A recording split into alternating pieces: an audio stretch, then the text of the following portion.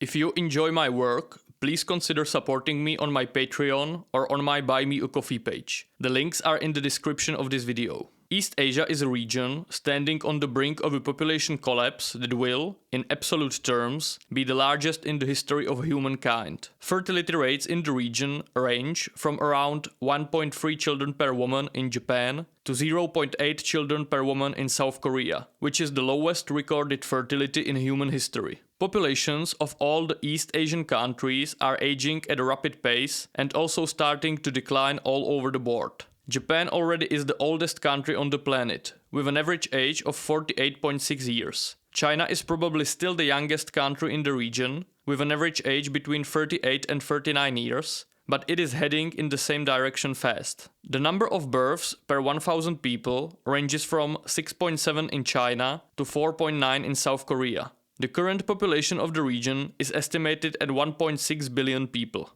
It might be less than half of that before the end of this century. That you can find the highest levels of childlessness in the world in East Asia should be no surprise. One can look at almost any of these often used demographic metrics and conclude that they either are or will be the highest in the case of the average age or childlessness, or the lowest in the case of birth-related metrics in the history of humankind. But to better illustrate the severity of the situation and put it into perspective, let's compare. South Korea is a country of 50 million people. The number of live births in 2022 was 250,000, and the number of live births per 1,000 people was, as already mentioned, 4.9. South Sudan, an African country in the high growth period of the demographic transition, has a population of 10.7 million, so little over 1/5 of the South Korean population. The number of live births in 2022 reached 313,000, and the number of live births per 1,000 people was 29. So, a country with 1/5 of the Korean population produced more babies overall and 6 times more babies per 1,000 inhabitants. The whole world will feel the impacts of this process, since East Asia is one of the neuralgic centers of the global economy in the 21st century. While the focus on demographics in mainstream media is increasing, East Asia shows it is still tunnel-visioned and lacks the bigger picture approach. For a long time, Japan was always brought up as an example of an aging country battling low fertility. In recent years, the Chinese situation has been getting the spotlight, and economists have started to re-evaluate their predictions of the Chinese overtaking the United States in the spot of the largest economy in the world. That was taken for granted by mainstream analysts for years, and the only debate was surrounding the date of this epochal change. Will it be in 2026 or 2030? Well, how about not in our lifetimes? But we need a more zoomed out, bigger picture approach to truly comprehend the situation. The consistently terrible demographics across the region point to broad cultural and civilizational causes of the current situation that the focus on the individual countries cannot fully explain. One-child policy in China is not a satisfactory explanation. Taiwan, the other Chinese state, has never lived under a communist totalitarian dictatorship and never experienced the inhumane and, in the long run, ultimately destructive one-child policy. Still, the fertility in Taiwan is even lower than in China, and the demographic situation in the future likely won't be that different. So, let's delve into the historical development of the fertility patterns in the region, as well as the broad civilizational roots of this phenomenon and its possible impacts.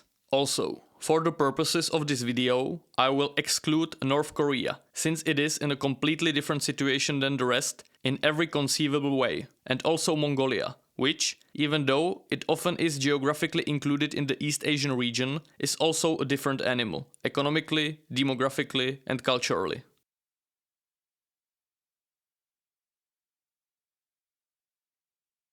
Japan was the first ethnically non-European country that escaped the Malthusian trap and entered the high-growth phase of the demographic transition. In the 18th century and the beginning of the 19th century, its population grew very slowly, probably not more than 5% in a century, and seemed constrained to numbers between 26 and 33 million. What is interesting about Japan's pre-demographic transition reproductive habits is that there are many indications that Japan's social institutions have kept the population growth in check through abortions and infanticide. that was likely a way of self-regulation that managed to keep the worst manifestations of the Malthusian trap in place and guarantee certain level of stability. Malthusianism is the theory that population growth is potentially exponential, according to the Malthusian growth model, while the growth of the food supply or other resources is linear, which eventually reduces living standards to the point of triggering a population decline. This event, called a Malthusian catastrophe, occurs when population growth outpaces agricultural production, causing famine or war, resulting in poverty and depopulation.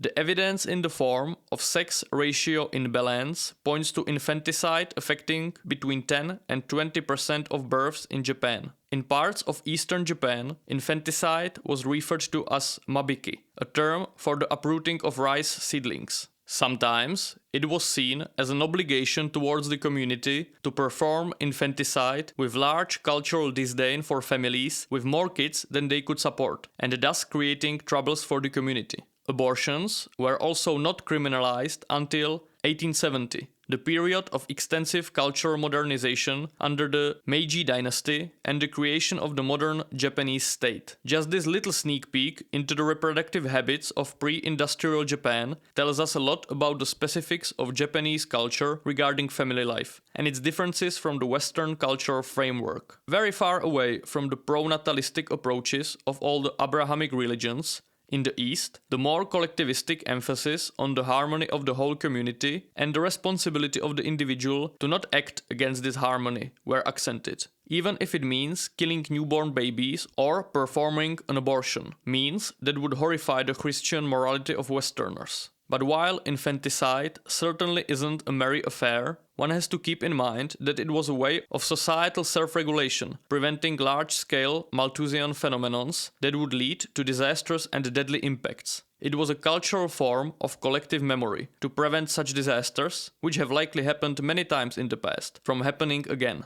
At the end of the 19th and the beginning of the 20th century, technological progress and improved sanitary and medical conditions led to the good old story of sharply declining infant mortality, much more slowly declining fertility, and thus a massive population boom accompanied in the case of Japan by industrial and geopolitical ascension. The births per 1,000 people reached levels around 30 in this period, comparable to contemporary sub-Saharan Africa, and the population of Japan had risen to 52 million by 1914 and to almost 60 million by 1924. But since, compared with the European situation regulated by large-scale emigration to the New World, emigration from Japan was relatively minuscule, fear of overpopulation remained a constant within Japan. There was a paradox in Japan in its imperial era, where many pro-natalist policies were implemented to boost population growth and thus the Japanese military and industrial potential. But, at the same time,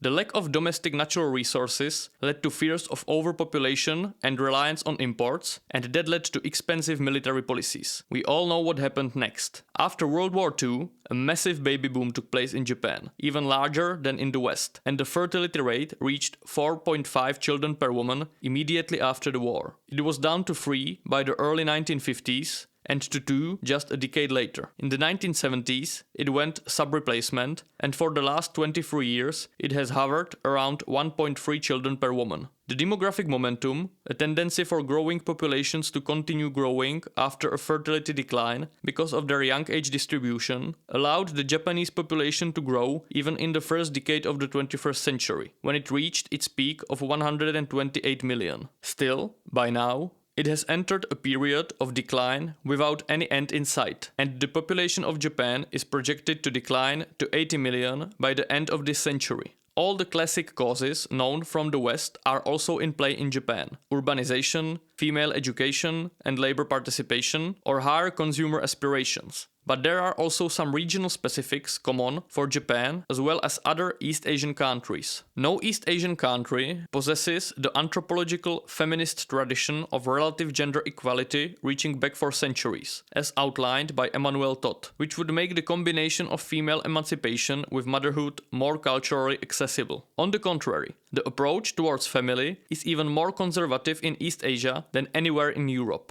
In the EU, the percentage of children born out of wedlock ranges from 60% in France to 11% in Greece. In East Asian countries, the figure is between 2 and 4%. Combined with one of the highest levels of childlessness in the world, around 30%, it is rather clear what is happening.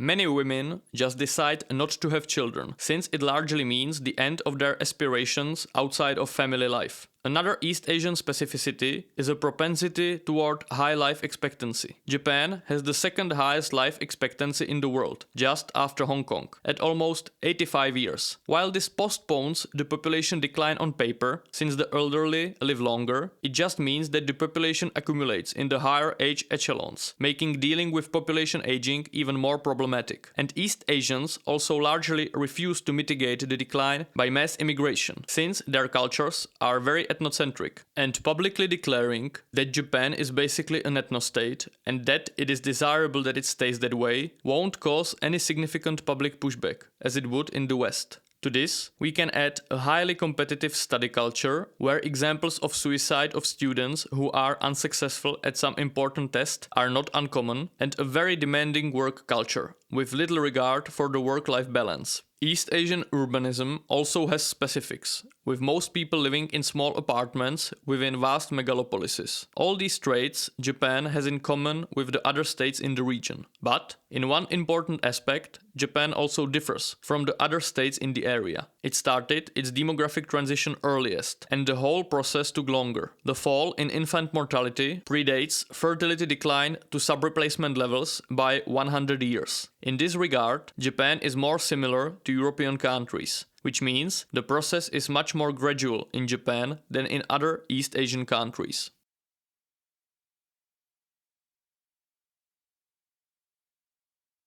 When we look at pre-modern China, the true giant of the region, and examine its demographic characteristics, we will see an even more stable population throughout an even longer time frame than in Japan. It is estimated, but we must remember that those are just estimates and they are contested, that the Chinese population was roughly the same, around 60 million, in the year 2 AD and in the middle of the 17th century. There were some Malthusian setbacks between these two dates, but the population always managed to grow back to this ceiling and did not grow much past it. That is a remarkable difference compared to Western Europe, which experienced many setbacks, for example the Black Death, but never ceased to grow in the long run and approached its Malthusian population ceiling much later. It seems that the grand old Chinese civilization managed to identify the population size that its agricultural system, based on irrigation and rice cultivation, could sustain, and implemented self-restraining mechanisms not to breach this Malthusian ceiling,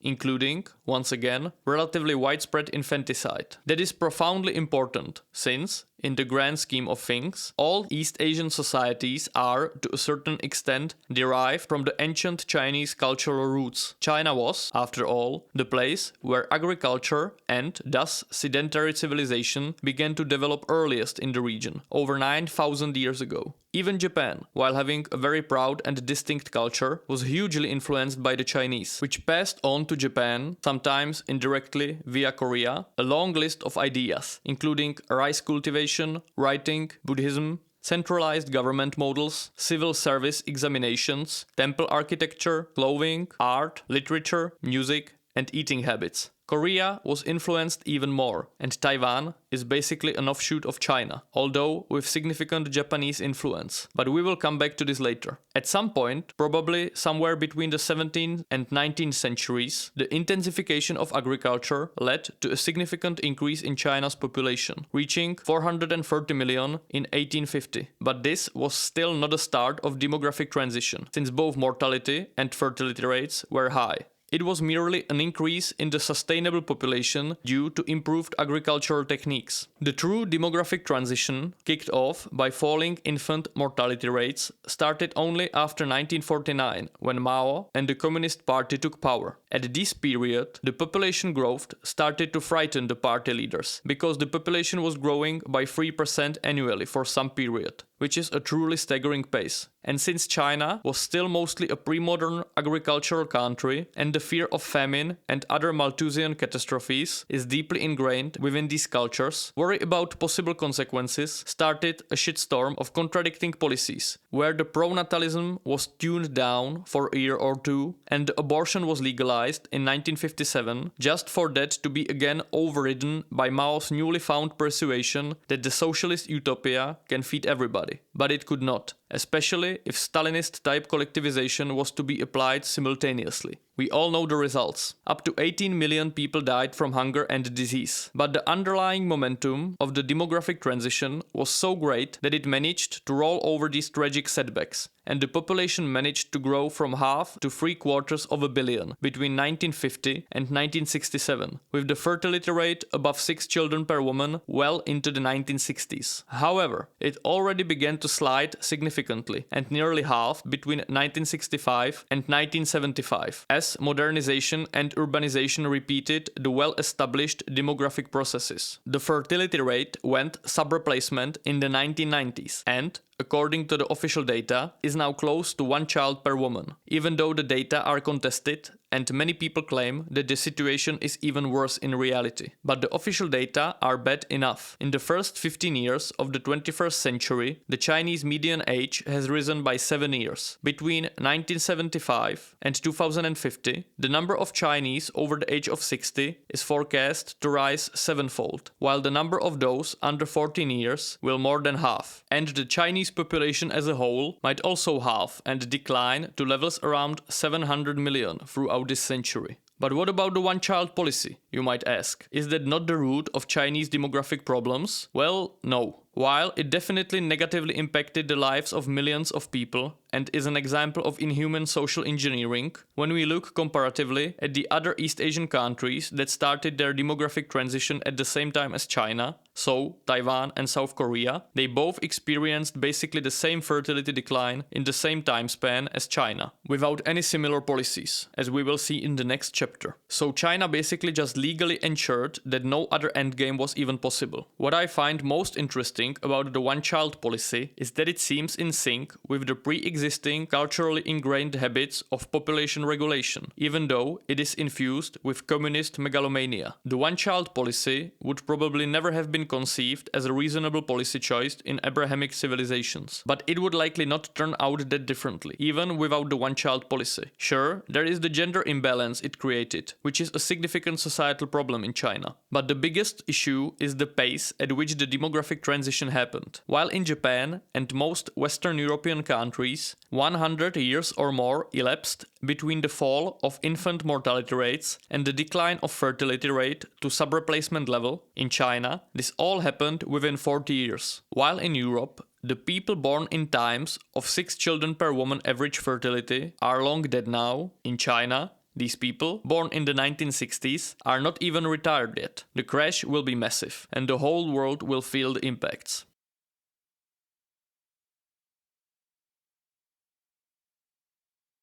South Korea and Taiwan are the best examples proving that the massive pace of economic development of East Asia in the past 50 years, in combination with the cultural pretext of the region, guarantees ultra-low fertility, and you do not need communism or the one-child policy at all. In both countries, which started their demographic transition in the 1950s, the total fertility rate was between 6 and 7 children per woman in the 1950s. It declined to sub-replacement levels in the 1980s and stands under 1 child per woman today. The countries really are like demographic twins. The similarity is remarkable. The whole process of demographic transition, the time between the fall of infant mortality rates and the fertility rates reaching the sub-replacement level, took just a little over 30 years. Again, I must emphasize the impacts of such a steep decline in such a short period. Try to imagine the pace of overall societal change that must have happened. If you are 25 years old in contemporary Korea, your parents were very likely one of 4 or even 6 siblings. You, on the other hand, are likely an only child or one of 2 siblings. And judging by the contemporary attitudes of young Koreans towards having a family, the possibility that you will have any children at all is about 50%, especially if you live in Seoul or one of the other Korean megacities. In 2022, the number of children born in Korea was less than 1/4 of the 1960 number, and the largest generations born in the 1960s are just reaching retirement age. Taiwan is very similar, and there is no improvement in sight. Many young Koreans, especially women, completely disregard the option to marry and have a family. In my previous line of work, I was often in contact with Taiwanese people, and since I'm kind of obsessed with demographics, I made the business lunches uncomfortable by asking questions about the unpleasant demographic situation of Taiwan. The younger Taiwanese guy, around 30, just straight up answered that he won't ever have children, because he wants to save for a mortgage in Taipei, and those two things are mutually exclusive. And an older Taiwanese woman, around 50, was visibly uncomfortable and did not really want to talk about it at all. But neither of them seemed to admit the severity of the question. While the governments are implementing some policies to try boosting fertility, without any avail so far, it still seems to me that the subject is not really taking the center stage it should be getting because of its seriousness. Children under 14 years are projected to be under 3% of the South Korean population by 2070, while the number of people older than 65 will be higher than the number of people in productive age by that year. I do not know if any country can cope with something like this. I honestly do not think so. It is just too much. But there is one more piece of evidence pointing out the cultural roots influencing the reproductive behavior of East Asian societies, the fertility of the Chinese diaspora. If we look at the fertility rate of ethnic Chinese in Singapore, it stood at 0.9 children per woman in 2020. And in Malaysia, where the Chinese are the largest ethnic minority comprising 1/5 of the population, their fertility rate in 2021 was also 0.9 children per woman, while the fertility of ethnic Malays was 2 children per woman. The pattern of lower than average fertility among the Chinese and overall East Asian diaspora stands almost universally. In the United States, Americans of East Asian ancestry are among the groups with the lowest fertility rate.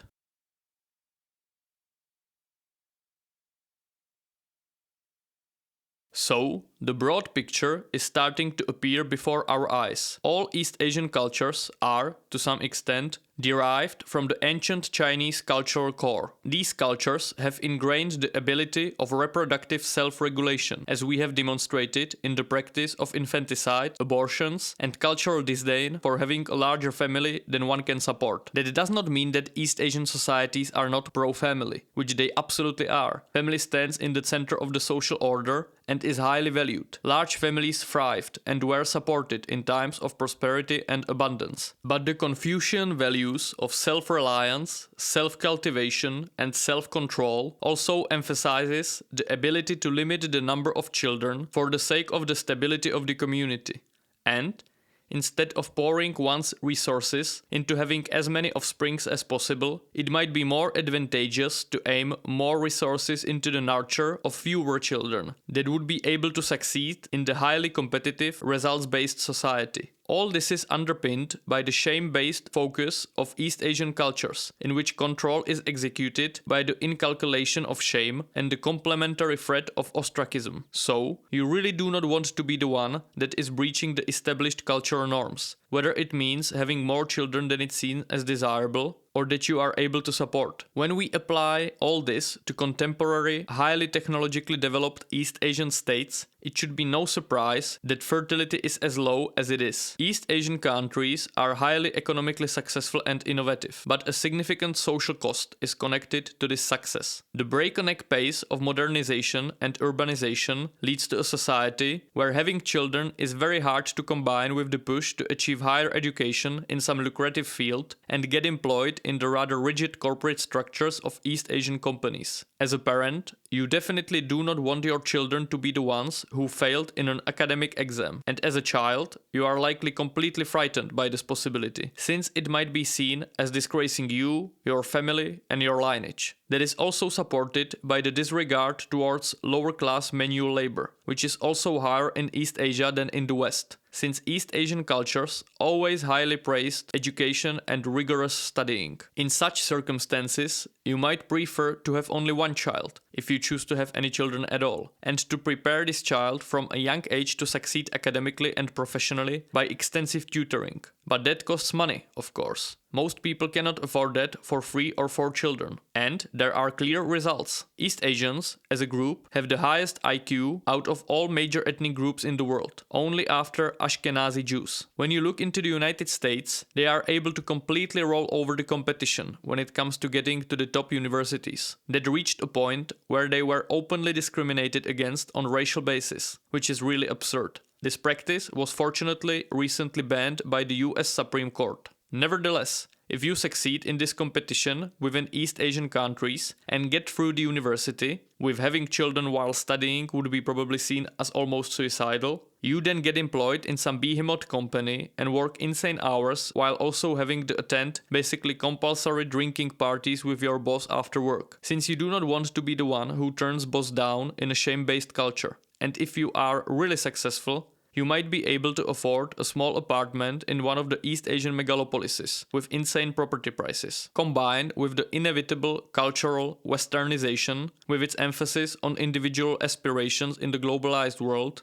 this is a perfect demographic storm. It really is a hell of a situation. How can you demand from a young woman to rigorously study and work for years, only to put all this effort to the side, get married, have children, and just be a housewife? And this is possible only if she can find a partner to provide for the family. That is hard on the men too, since there is a great shame in not being able to provide for your family. And if you are not well off, you better not even try. The impacts will be completely crushing. Japan, the most wealthy country with relatively, in the context of the region, better demographics, might be able to cope somehow, which it is actually methodically trying to do by relocating the manufacturing to the export markets with a better demographic situation and younger workforce, and trying to keep only the high value added stuff in Japan. But Korea, Taiwan and China, the outlook is really terrifying, especially with China, which is not that wealthy on average and is also affected by many internal destabilizing forces. The demographic crash will just be too monumental. I'm not going to get into all the possible impacts and big-mouthed predictions of state collapses, since it is incredibly complex and unpredictable. But the consumption will diminish, labor costs will rise, expenditures on the elderly, both private and public, will skyrocket, healthcare will suffer, the military won't be able to conscript enough people, labor shortages all over the board,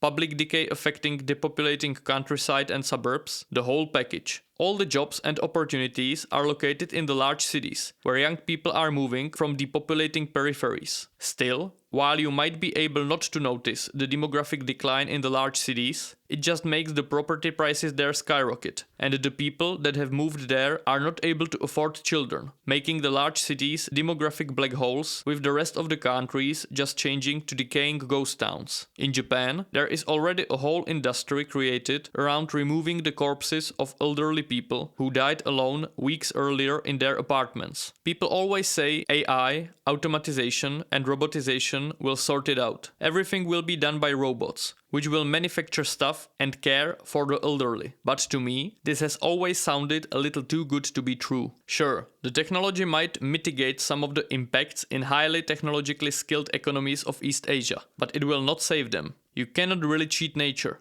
not on such a scale. It is rather bleak. But there is a light at the end of the tunnel. So far, it seems that East Asian societies are not really giving this issue the gravity it deserves. The impacts are only starting to be felt, since the bulk of the population still is in the productive age. The overall cultural climate has not yet had the time to react. But when the crash comes, the natural cultural reaction of a society with collectivist outlook and the ability to self-regulate reproduction for the common good is obvious. Self-regulation can go both ways.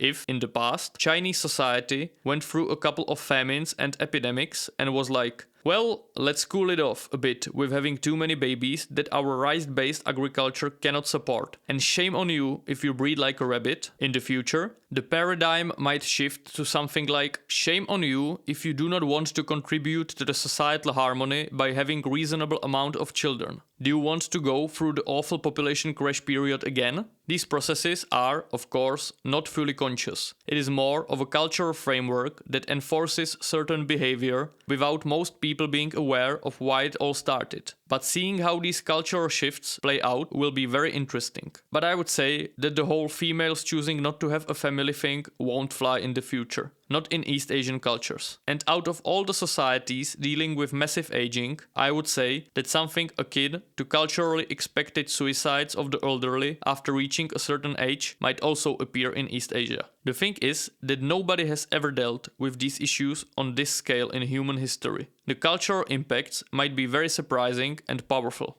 but the crash needs to come first for this to get culturally ingrained. The basic problem is that the shame-based cultures of East Asia were unconsciously working against most of the things that might lead to higher fertility in the industrial world. That needs to shift, and some other aspects of the culture might be pushed aside for this to happen. It will also be fascinating to follow the trajectory of demographically imploding countries rejecting mass immigration from culturally foreign sources and comparing them with those trying to mitigate the decline with immigration. Usually, I would support low immigration until the winds finally change and higher fertility comes again, since there are severe problems stemming from mass immigration. The ethnic and cultural change cannot be undone. But in a case of such a severe demographic decline as in East Asia, I am not sure which will be worse. Nevertheless, the outcome of this process will, in the medium time frame, be a net negative for the humanity as a whole. East Asians are some of the most intelligent, hardworking, and innovative people out there. I already mentioned IQ, but I recently read in a study that the percentage of the population coming from what is defined as Confucian background is one of the best predictors of a country's wealth in the modern world. With the number of intelligent, hardworking, and innovative people declining rapidly, the whole world will be less well off as a result.